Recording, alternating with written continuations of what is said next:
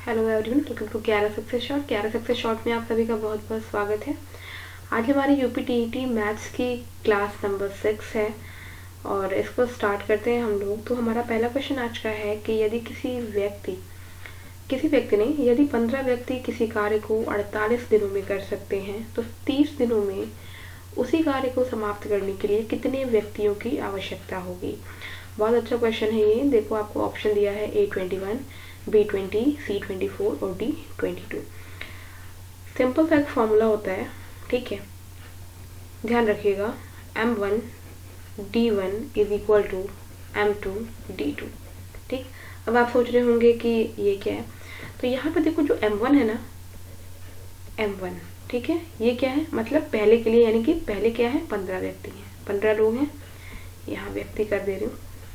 M2 क्या है, ये आपको पता नहीं है, ठीक है ना, कितने व्यक्ति की आवश्यकता होगी पता करना है। D मतलब क्या है आपका यहाँ पे, डे, ठीक है, यानी कितने दिनों में कर रहा है, 48 दिन। और D2 जो दिया हुआ है वो कितना दिया हुआ है, ये दिया है आपका 30 दिन। बस सिंपली आपको यही सारी वैल्यूज जो है इसमें रख देना है आराम से, ठीक है। तो देखो, निकालना M2 है ना, यानी ये निकालना है, तो आप इसको लिख सकते हो M2 is equal to M1 into D1 upon D2। बस M1 की वैल्यू वहाँ पे 15 ले लो, D1 की 48 और D2 की 30। तो 15 दूना 30 और ये 2 2 जो 4, 2 4 जो 8, यानी कि जो ये आपका M2 आया है वो 24 आया है। यानी कि 30 दिनों में उसी कार्य को समाप्त करने के लिए 24 व्यक्तियों की आवश्यकता होगी। सिंपल सा फॉर्मूला है, ठीक है, सिंपल सा फॉर्मूला है, ठीक है। तो आप देख लो 24 कौन सा ऑप्शन है, तो आपका ऑप्शन नंबर सी जो है वो 24 है। तो यहाँ से आपका ऑप्शन नंबर सी एकदम इसका करेक्ट आंसर हो जाएगा। देखते हैं क्वेश्चन नंबर 2 आज का। नेक्स्ट क्वेश्चन है, एक व्यक्ति ने एक साइकिल रुपए 935 में 10% लाभ पर बेची तो वह साइकिल कितने रुपए में खरीदी थी। आपको कह रहा है कि ये 935 में लाभ पर बेची है, ठीक है। तो ये आपका क्या है, ये बेचा है, तो ये आपका सेलिंग प्राइस। 10% क्या है, प्रॉफिट है। आपको निकालना है खरीदा, यानी क्रय मूल्य, यानी कॉस्ट प्राइस। तो आप सपोज कर सकते हैं यहाँ पे, माना कि क्रय मूल्य कितना हो गया, रुपए x, सिंपल सा। अब जो भी आपका प्रॉफिट है वो किस पे होगा, भाई इस x पे ही प्रॉफिट हो रहा है, तो इस x का कह रहा है 10% लाभ। और जब भी आप लाभ लेते हो तो क्या करते हो, 100 में जोड़ देते हो, यानी कि 100 प्लस 10, यानी कि 110%। तो ये 110% बने बटा 100, यानी कि 110 बटा 100। इसी की वैल्यू कह रहा है कितना है, 935 है। सॉल्व करिए, 0 0 कट गया, यहाँ से आप इसे कट कर सकते हो डायरेक्टली। तो ये हो गया 935, या फिर गुणे 10 करके बटा 11 कर लो। कट करोगे तो देखो 11 8 जा 88, ठीक है, 5 बचा, 11 5 जा 55, यानी कि x की वैल्यू जो है, जो यहाँ से आई वो आई आपकी 850। और x क्या था आपका, x था क्रय मूल्य, यानी ये जो वैल्यू है ये आपकी ₹850 है। ऑप्शन नंबर देख लो, बी वाला 850 रुपये है, यानी यहाँ से आपका ऑप्शन नंबर बी इसका एकदम करेक्ट आंसर होगा। देखते हैं नेक्स्ट क्वेश्चन नंबर 3। एक व्यक्ति x है, ₹100 की वस्तु को 10% की हानि से व्यक्ति y को बेच देता है, ठीक है। समझिएगा क्वेश्चन क्या कह रहा है। कोई व्यक्ति x है, वो 100 रुपए की वस्तु को 10% की हानि से व्यक्ति y को बेचता है, ठीक है। और y क्या करता है कि उस वस्तु को 10% के लाभ से z को बेच देता है। करने के लिए क्वेश्चन बहुत आसान है, लेकिन थोड़ा सा इसमें जो स्टेटमेंट है इसको समझिए। तो इसमें क्या करना है आपको, पहले तो आप समझ लो जो पहला वाला स्टेटमेंट है उसके लिए। तो यानी अगर ये जो y है, ठीक है ना, y को बेच रहा है ना, तो y के लिए जो क्रय मूल्य है वो क्या हो जाएगा, हम पहले वो निकालेंगे, ठीक है। y के लिए क्रय मूल्य तो क्या हो जाएगा, तो जो y के लिए क्रय मूल्य होगा, वस्तु कितने की है, 100 रुपए की है, बेच कौन रहा है, x बेच रहा है। क्यों बेच रहा है, किसको बेच रहा है, y को बेच रहा है, और 10% की हानि पे, यानी कि 100, ठीक है। इसमें हो रही है इसी 100 पर 10% की हानि, यानी कि 100 का 90%। इसमें से आपका प्रॉफिट हो जाएगा और 10% हानि हो जाएगी, यानी कि अगर डायरेक्टली आप 100 का निकालेंगे 90%, तो हो सकता है, या फिर इसी 100 में से इसका आप 10% निकाल के माइनस कर लीजिए, तब भी आपका 90 ही आएगा। ठीक है, तो ये आप कर लेना, ये आपका आएगा 90 रुपीज़। ठीक है, ये y के लिए क्या है, क्रय मूल्य। अब अगला स्टेटमेंट जो आपका है कि जो y है ये क्या करता है कि ये 10% लाभ से व्यक्ति z को यही बेच देता है। ठीक है, तो y बेच रहा है तो जो बेचेगा वो z के लिए क्या होगा, क्रय मूल्य, लेकिन y का तो विक्रय मूल्य होगा ना, तो y का विक्रय मूल्य यहाँ से क्या हो जाएगा, तो सिंपल सा है, y के लिए क्रय मूल्य पता है कितना है आपको, 90।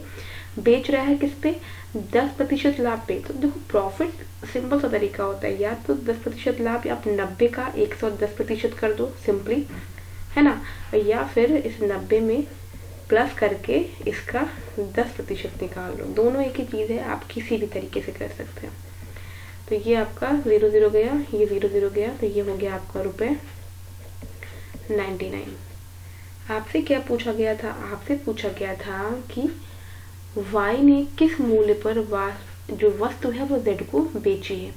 तो देखो y जो बेच रहा है z को वो क्या है, विक्रय मूल्य है उसका, तो हमने यहाँ पे y का विक्रय मूल्य ही निकाल लिया है। तो ये है आपका ₹99। ऑप्शन चेक करिएगा, a है 100, b है 99, तो यहाँ से ऑप्शन नंबर बी इसका एकदम करेक्ट आंसर हो जाएगा। क्लियर है, ये चीज़ समझिएगा जो मैंने आपको बताया। आप सोच रहे होंगे कि ये कैसे किया है 99 वाला, तो ये देखो यही चीज़ ऊपर भी किया है, 10% लाभ, तो या तो फिर सीधे सीधे 90 का 10% मतलब 100 में 10 ऐड कर दो, 110/100। देखो यहाँ से भी 99 ही मिल रहा है, या तो फिर इस 90 में प्लस करके 90 का 10% निकाल करके जोड़ लो, तब भी 99 ही मिलेगा। दोनों तरीका सेम है, जिससे भी आप करना चाहें कर सकते हैं, बहुत ही इजीली इसका आंसर निकल जाएगा। देखते हैं नेक्स्ट क्वेश्चन नंबर 4। एक टंकी में 400 लीटर पानी है। ठीक है, कह रहा है कि इसमें से 12 लीटर 500 ml पानी काम में हम यूज़ करें, उसके बाद से जो शेष पानी बचता है, ठीक है, वो समान क्षमता के 25 डिब्बों में भरा जाए तो प्रत्येक डिब्बे की क्षमता पूछ रहा है। तो सबसे पहली चीज़, टंकी की क्षमता आपको पता है कितनी है, 400 लीटर। क्यों, क्योंकि उसमें 400 लीटर पानी है। ठीक है, तो यहाँ से देखो टंकी की क्षमता कितनी है, ये है आपकी 400 लीटर। ठीक है, ये हो गया टंकी की क्षमता। आपसे कह रहा है कि 12 लीटर 500 ml पानी काम में लिया गया, यानी कि इसको आप लिख सकते हो 20.5 लीटर। ठीक है, पानी काम में लेने के बाद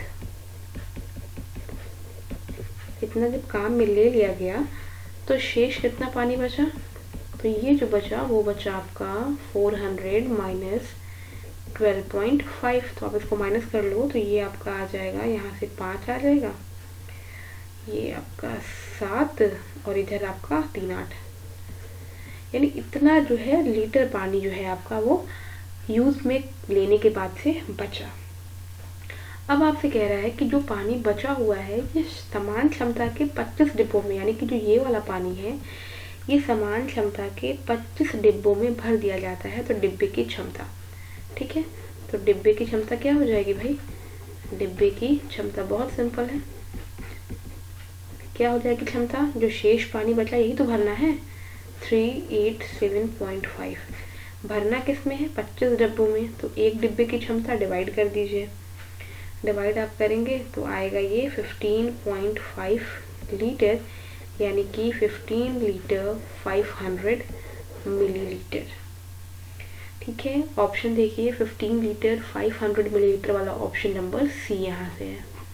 बहुत ही अच्छा क्वेश्चन है, देखने में लग रहा है काफ़ी भारी भरकम सा है लेकिन है बहुत अच्छा। ठीक है, तो इसको जो है आप देख सकते हैं। चलिए देखते हैं नेक्स्ट क्वेश्चन 5। नेक्स्ट क्वेश्चन है आपका, एक आयताकार मैदान की लंबाई 60 मीटर, चौड़ाई 40 मीटर है। आयताकार चूंकि मैदान की बात की गई है, ठीक है, तो मैदान का क्षेत्रफल क्या होता है, लंबाई गुणी चौड़ाई, आपको पता होगा। उसके चारों ओर बाहरी तरफ 5 मीटर चौड़ाई में घास लगाई गई है, यानी कि अगर आप ये माने आयताकार चूंकि बोल रहा है तो कुछ इस तरह से, देखो एक सेकेंड रुक जाइए, चलिए ये आप देखिए, जो कि आयताकार कह रहा है तो कुछ इस तरह से इसको हम ले लेते हैं। ठीक है, तो ये हो गया आपका आयताकार। ठीक, अब आपको कह रहा है कि इसमें जो है लंबाई 60 मीटर, ये वाली लंबाई जो है ये 60 मीटर और चौड़ाई ये वाली 40 मीटर। ठीक है, एक इंग्लिश में लिख दिया, एक हिंदी में लिख दिया, भाई माइंड नहीं करना। चलो 40 मीटर। अब आपसे कह रहा है कि इसके चारों तरफ जो है बाहर 5 मीटर चौड़ाई में घास लगाई गई है। तो ठीक है, 5 मीटर हम सपोज कर लेते हैं कि एक थोड़ा सा एरिया और रहेगा आपका। ये एरिया जो है जो कि इक्वल ही रहेगा, क्योंकि आपसे 5 मीटर इसको मेंशन करा दिया है। तो ठीक है, चलो थोड़ा टेढ़ा लग रहा है, लेकिन इसको भी थोड़ा सा और ऊपर कर लेते हैं। चलो ये आपका जो है, ठीक है, इसको आप देख लेना। ये जो है आपका, ये पूरा कह रहा है ये वाला जो है 5 मीटर है सब। ठीक है, आपसे अब क्या पूछा है, घास लगाने वाली जगह का क्षेत्रफल। ऑप्शन देखिए, पहला 1100 मीटर क्षेत्रफल पूछा है, तो कभी भी ये मीटर में नहीं होगा, तो ये गलत। 525 मीटर, ये भी गलत। जब भी क्षेत्रफल होगा मीटर स्क्वायर यानी वर्ग मीटर में होगा, यानी कि सी और डी में से कोई एक ऑप्शन यहाँ सही बैठने वाला है। आपसे पूछ रहा है घास लगाने वाली जगह का क्षेत्रफल क्या होगा। ठीक है, यानी कि इस वाले पार्ट का, ये जो बाहरी पार्ट आपको दिख रहा है ना, आपको इसका क्षेत्रफल बताना है, ये जो पार्ट है बाहर वाला। ठीक है, घास लगाने वाली जो जगह है इसका आपको बताना है क्षेत्रफल। तो पहले तो इस मैदान का क्षेत्रफल निकालो, जो आयताकार मैदान है। ठीक है, तो या तो डायरेक्टली कर लो, घास लगाने वाली मैदान का क्षेत्रफल। आई होप कि आपको ये कलर दिख रहा होगा, नहीं दिख रहा होगा तो मैं चेंज करती हूँ यहाँ पे। ये हो जाएगा आपका घास सहित मैदान का क्षेत्रफल माइनस मैदान का क्षेत्रफल। आप सोचेंगे कैसे हुआ ये, तो देखो आपको निकालना क्या था, ये निकालना है आपको, ये वाला। तो इसको निकालने के लिए आप क्या करेंगे, पहले इस पूरे का क्षेत्रफल निकाल करके अगर आप इस मैदान का क्षेत्रफल जो है माइनस कर देंगे तो आपको ये वाला एरिया मिल जाएगा। तो घास सहित मैदान का क्षेत्रफल कितना हो जाएगा भाई, देखो ये 5 है। ठीक है, तो देखो ये 60 और इस 60 में अगर आप 5 ऐड करोगे 65, ये 40 में 5 ऐड करोगे तो 45, यानी कि इस वाले घास मैदान का क्षेत्रफल कितना हो जाएगा, 60 गुणे 45 माइनस ये अंदर वाला जो मैदान है इसका क्षेत्रफल 60 गुणे 40। अब या तो 60 कॉमन ले लीजिए तो आएगा 45 माइनस 40, तो 60 गुणे 5, यानी कि ये हो गया आपका। अच्छा देखो एक चीज़ और यहाँ पे जो है, ठीक है, वो गड़बड़ है आपकी। यहाँ पे देखो एक चीज़ और गड़बड़ है, एक सेकंड रुको। यहाँ देखो मैंने जो है ये 60 और 45 लिख दिया है भाई, 60 में भी तो 5 जुड़ेगा ना, इसको ठीक कर लेना। देखो मैंने गलत लिख दिया था, ये जो 60 है 60 में 5 जोड़ोगे तो ये 65 होगा ना, और 40 में 5 जोड़ो तो 45 होगा। अब हुआ सही, ये 60 गुणे 40 अभी सही है। अब देखिए कुछ कॉमन वॉमन इसमें लेने का मतलब है नहीं, सीधे मल्टीप्लाई कर लेते हैं। तो 65 गुणे 45 ये आपका हो जाएगा 2925 और ये 2400 माइनस कर लीजिए तो ये आएगा 525 मीटर स्क्वायर या फिर वर्ग मीटर। तो देखो जो 525 वर्ग मीटर है ये आपका ऑप्शन नंबर डी यहाँ से एकदम सही आंसर है इसका। तो ये हो गया क्वेश्चन नंबर 5 का आंसर। देखते हैं नेक्स्ट क्वेश्चन नंबर 6। क्वेश्चन आपका है साधारण ब्याज की दर से किसी धन का 10 वर्ष का ब्याज उस धन का 2/5 होगा। ठीक है, तो ये आपसे रेट पूछ रहा है, यहाँ पे आपको ब्याज क्या दिया हुआ है, कह रहा है कि किस दर से। तो पहले तो आपको पता है ना कि रेट पूछ रहा है यानी दर पूछ रहा है। ठीक है, दर ही आपको पता करनी है। धन का 10 वर्ष का ब्याज यानी समय कितना दिया हुआ है, समय दिया हुआ है 10 वर्ष। उस धन का 2/5 होगा, यानी जो ब्याज है ना वो प्रिंसिपल का यानी जो मूलधन है उसका 2/5 है। किसका, मूलधन का। ठीक है, साधारण ब्याज की बात आपको पता होगा कि साधारण ब्याज का जो फॉर्मूला होता है वो होता है SI बोलते हैं, सिंपल इंटरेस्ट। ये होता है आपका मूलधन गुणे समय गुणे दर बटा 100। साधारण ब्याज यानी ये दिया है जो 2/5 मूलधन, ठीक है, 2/5 गुणे मूलधन। अब देखो मूलधन यहाँ भी है तो इसको लिख लेते हैं, वैसे भी कट जाएगा, या तो प्रिंसिपल लिखो इंग्लिश में, ठीक है। समय आपको दिया है 10 वर्ष, ब्याज आपको यहाँ पे दर है, दर आपको निकालना है, और ये हो गया गुणे 100। मूलधन मूलधन कट गया। चाहिए तो इस 5 से 100 यहीं पे निपटा लीजिए, खत्म हो जाएगा। नहीं अगर आता है तो फिर चलो क्रॉस मल्टीप्लाई करते हैं, ये 0 और ये 0 कट गया। तो दर क्या हो जाएगा, 10 का गुणा 2 में होगा तो ये 20 और ये बटा 5 यानी 4%।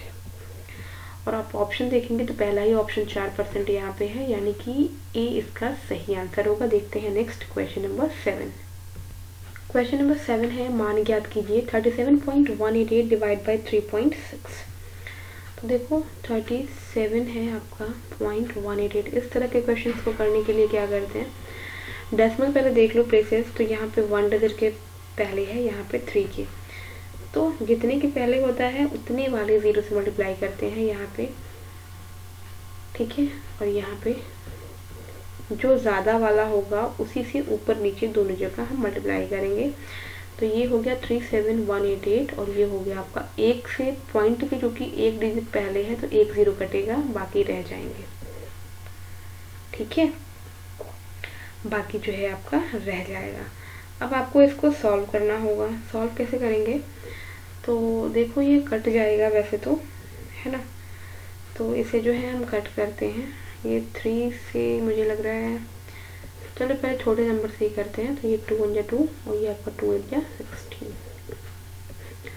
देखो 2 1 2, 2 8 16, 2 5 10, 2 9 18, 2 4 8, यानी कि अभी ये और भी जाएगा, ठीक है। तो इसे मैं कट करने की कोशिश फिर 2 से ही करूँगी। तो ये 9 सा हो गया, 2 9 18, 2 2 4, 2 8 6, सॉरी 2 9 18, 2 7 14। 9 से करते हैं एक बार, देखो शायद चला जाए। तो ये 9 1 9, 9 3 27, 9 3 27, तो ये हो गया 1033 डिवाइड बाई 100। इसे आप कर लेना, तो ये आएगा 10.33। और ऑप्शन देख लो, पहला 9.8, दूसरा 9.66 और तीसरा है 10.33। तो यहाँ से ये हो गया इसका एक सिंपल सा आंसर। देखते हैं नेक्स्ट क्वेश्चन नंबर 8। नेक्स्ट कुछ क्वेश्चन हम लोग इस तरह के भी करेंगे, ठीक है। तो चलो देखो क्वेश्चन नंबर 8 है, गणित सार संग्रह के लेखक। तो गणित सार संग्रह के लेखक में आपको 4 ऑप्शन दिए गए हैं। पहला आर्यभट्ट है, दूसरा है भास्कराचार्य, तीसरा है महावीराचार्य और चौथा है ब्रह्मगुप्त। तो यहाँ पे देखो जो गणित सार संग्रह के लेखक हैं वो है महावीराचार्य। ऑप्शन नंबर सी यहाँ से सही होगा। नेक्स्ट पाई क्या है, तो ये शायद क्वेश्चन मैंने पहले भी कराया होगा। विषम संख्या नहीं है, सम संख्या भी नहीं है, अभाज्य संख्या भी नहीं है। आपको पता होगा ना कि पाई की वैल्यू क्या होती है, 22/7, जो कि एक रैशनल नंबर है, ठीक है। तो एक अपरिमेय संख्या है, ठीक है, क्या है, अपरिमेय संख्या। Option number D. देखते हैं next question number 10। Question number 10 है कि आकृतियों के निम्नलिखित पहलुओं में से किसका प्राथमिक स्तर से कोई संबंध नहीं है, ठीक है। पहला है प्रतिरूप। देखो प्रतिरूप का मतलब यहाँ पे पैटर्न समझना, ठीक है। दूसरा है कोण, तीसरा है सममिति और चौथा है चौपड़, ठीक है। तो देखो यहाँ पे 4 ऑप्शन दिए गए हैं, बात की जा रही है आकृतियों की, ठीक है। तो यहाँ पे देखो जो ऑप्शन नंबर बी है वो एकदम करेक्ट आंसर होगा, क्योंकि जो कोण होता है इसकी आकृति का प्राथमिक स्तर से कोई भी संबंध नहीं होता है, ठीक है। चलिए नेक्स्ट है क्वेश्चन नंबर 11 कि गणित से भयभीत होने और उसमें असफल होने के लिए निम्नलिखित में से एक कारण नहीं माना जा सकता है। पहला है कक्ष के अनुभव, ठीक है। दूसरा है प्रतीकात्मक संकेत, तीसरा है गणित की संरचना और चौथा है लैंगिक भेद। तो देखो गणित में भयभीत व असफल होने का कारण लैंगिक भेद नहीं है, ठीक है, क्योंकि इससे कोई भी देखो आप खुद से भी समझना चाहो तो देखो लैंगिक भेद से कोई भी मतलब नहीं है। हो सकता है कि क्लास में कुछ प्रॉब्लम हो, इस वजह से वो असफल होता हो, प्रतीकात्मक संकेत ना समझ में आते हों, गणित की संरचना को समझ में ना आ रही हो, लेकिन लैंगिक भेद का यहाँ पे कोई भी मतलब नहीं बनता है, क्योंकि आपसे ये पूछा गया है कि कौन सा कारण नहीं है, ठीक है। तो क्वेश्चन ध्यान से पढ़िएगा। नेक्स्ट है क्वेश्चन नंबर 12। नेक्स्ट क्वेश्चन जो है, एक संख्या का दशमलव निरूपण समझने के लिए निम्नलिखित में से कौन सी पूर्व जानकारी का ज्ञान होना चाहिए।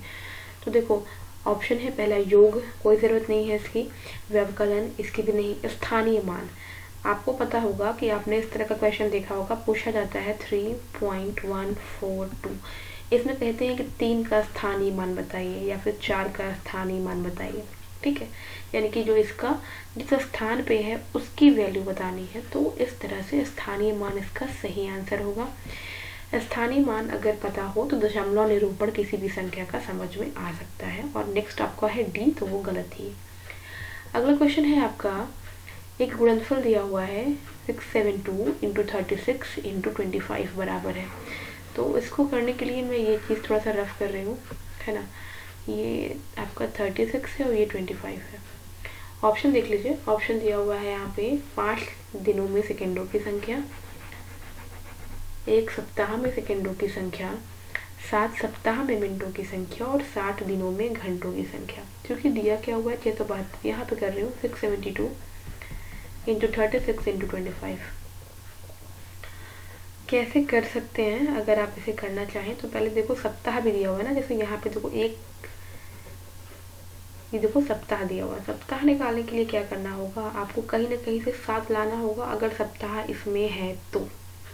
ठीक है, सप्ताह अगर है तो चलो देख लेते हैं 672 को जरा एक बार इसको हम लोग इस तरह से इसका एल्सियम लेते हैं, देखो क्या आता है। ठीक है, सीधा कर लो भाई इसको, ये मैं ले रही हूँ। ठीक है, यहाँ पे बस आपको देखना है, ये 3 से जाएगा और ये 7 से, 7 आ चुका है। 2 देख लो यहाँ पे 5 टाइम्स है, तो यहाँ लिख लेते हैं 3 × 7। साथ में हमें 36 भी मेंशन करना होगा। तो 36 को कैसे लिखेंगे हम, 36 को भी हम कर लेते हैं। देखो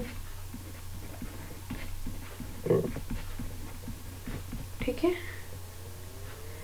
2 बार 2 है और फिर 2 बार 3 है और 25 को 5 × 5। अब इसी तरह हम एक बार ढंग से अरेंज करते हैं। ढंग से अरेंज करना इन द सेंस 7। ठीक है, 7, एक सप्ताह में 7 दिन होते हैं। उसके बाद से घंटे कितने होते हैं, 24। तो 24 देखो कहीं आ रहा है, अगर है हम अरेंज करें आपस में तो देखो 24 कहीं आ रहा है। तो ये 3 दूना 6, दूनी 12, दूनी 24, यानी कि 24 ये आ गया इससे इंटू 24। अब देखो 24 घंटे।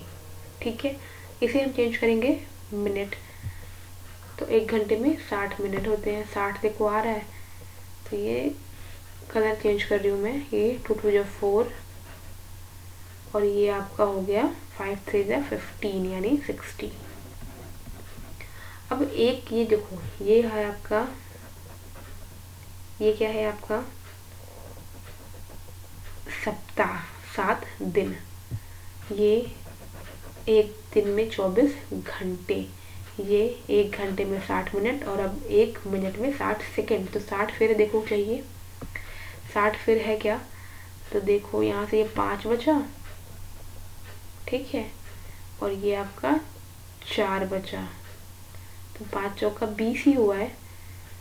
और मुझे लगता है कि ये शायद आपका 3 भी बचा होगा कहीं से, एक बार क्रॉस चेक कर लो। ये आपका 7 है। ठीक है, और 24 के लिए देखो आपने लिया था यहाँ से, 24 के लिए जो हमने लिया था वो था आपका 3 × 2 = 6, 4 × 24। अच्छा, ये हमने ले लिया है पहले से ही। ठीक है, अभी हमने लिया 60, तो 5 × 3 = 15 और ये आपका, अच्छा ये 3 बचा है। ठीक है, चलो हो गया। ग्रीन वाले से करते हैं, 5, 4 × 20 और 3 × 60, यानी कि ये आपका 60। अब देखो पूरा एकदम बेहतरीन तरीके से बन चुका है। आप इसे लिख सकते हो 7 दिनों में सेकेंडों की संख्या, 7 दिनों में सेकेंडों की संख्या। ठीक है, देखो ऑप्शन है क्या, तो देखो ऑप्शन तो कोई ऐसा नहीं दिख रहा है, तो अब आप क्या कर सकते हो, 7 दिन को लिख सकते हो 1 सप्ताह। तो देखो 1 सप्ताह में सेकेंडों की संख्या ऑप्शन है क्या, ऑप्शन नंबर बी, 1 सप्ताह में सेकेंडों की संख्या। तो इस तरह से क्वेश्चन जब भी पूछे तो आपको ऐसे ही सॉल्व करना होगा। देखते हैं next question number 14। Question number 14 देखिए कि एक फिगर दिया हुआ है, इसमें आपसे पूछ रहा है कि ए बी डी यानी कि जो ये वाला एंगल है और ये जो आपका सी बी डी है ये वाला एंगल, ये इनके बीच में क्या रिलेशन है। पहला आपका आंसर है आसन्न कोण, दूसरा ऑप्शन है पूरक कोण, तीसरा एकांतर और चौथा संगत। तो देखो यहाँ पर जो ये चीज़ें दी हुई है ना, ये वाली ए डी बी और ये आपका डी बी सी, तो ये जो दोनों हैं ये आपके आसन्न कोण हैं, ठीक है ना।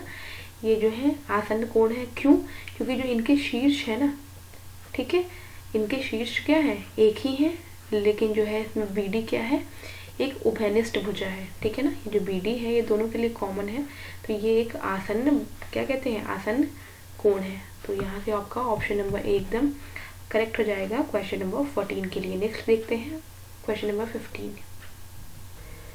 किस प्रकार के मूल्यांकन का मुख्य अभिप्राय जो होता है विद्यार्थियों को फीडबैक देना होता है। पहला ऑप्शन है रचनात्मक मूल्यांकन, दूसरा निदानात्मक मूल्यांकन, तीसरा सारांशात्मक मूल्यांकन और चौथा है भविष्यात्मक मूल्यांकन। फीडबैक से अभिप्राय है, तो देखो निदानात्मक जो आपका मूल्यांकन होता है, इसका सीधा जो मतलब होता है ये होता है कि आप जो है बच्चों की यानी विद्यार्थियों की कमियों को पकड़ते हैं, उन्हें बताते हैं कि क्या कमियां उनके अंदर हैं और फिर उसके बाद से जो है उनके उपचार की प्रक्रिया शुरू करते हैं और बच्चों को फीडबैक देते हैं। यानी फीडबैक का मतलब क्या हुआ कि जो भी कमियां हैं, त्रुटियां हैं, वो उनके सामने लाना, उनको बताना। तो यहाँ से जो ऑप्शन सही है वो आपका ऑप्शन नंबर बी। तो देखो ये आज के हो गए हैं 15 क्वेश्चन, तो ये 15 क्वेश्चन ज़रूर से तैयार करें और इसी तरह के आपको अदर क्वेश्चन भी तैयार करने हैं आपके यूपीटीईटी एग्जामिनेशन के लिए। तो मिलते हैं नेक्स्ट वीडियो में, till then take care and bye bye.